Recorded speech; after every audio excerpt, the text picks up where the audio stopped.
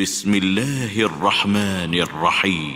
تبارك الذي بيده الملك وهو على كل شيء قدير، الذي خلق الموت والحياة ليبلوكم أيكم أحسن عملا وهو العزيز الغفور، الذي خلق 7 سماوات طباقا ما ترى في خلق الرحمن من تفاوت فارجع البصر هل ترى من فطور، ثم ارجع البصر كرتين ينقلب إليك البصر خاسئا وهو حسير، ولقد زينا السماء الدنيا بمصابيح وجعلناها رجوما للشياطين وأعتدنا لهم عذاب السعير، وللذين كفروا بربهم عذاب جهنم وبئس المصير.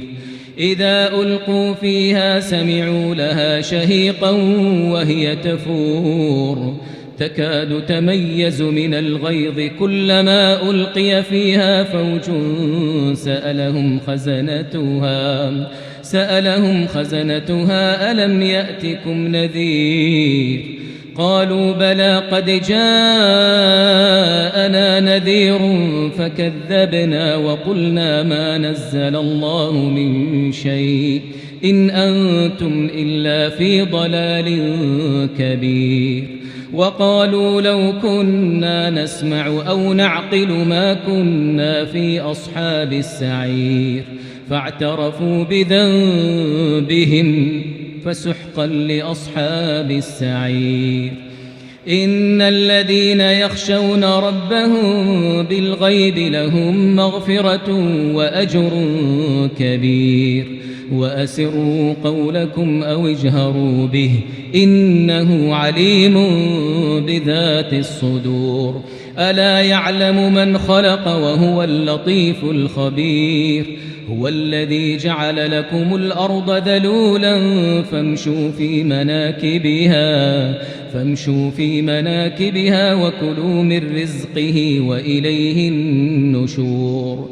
أأمنتم من في السماء أن يخسف بكم الأرض فإذا هي تمور، أم أمنتم من في السماء أن يرسل عليكم حاصبا فستعلمون كيف نذير. ولقد كذب الذين من قبلهم فكيف كان نكير. أولم يروا إلى الطير فوقهم صافات ويقبضن ما يمسكهن إلا الرحمن إنه بكل شيء بصير. أمن هذا الذي هو جند لكم ينصركم من دون الرحمن إن الكافرون إلا في غرور. أمن هذا الذي يرزقكم إن أمسك رزقه بل لجوا في عتو ونفور. أفمن يمشي مكبا على وجهه أهدى أم من يمشي سويا على صراط مستقيم. قل هو الذي أنشأكم وجعل لكم السمع والأبصار والأفئدة قليلا ما تشكرون.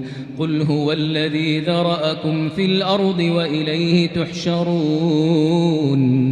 ويقولون متى هذا الوعد إن كنتم صادقين.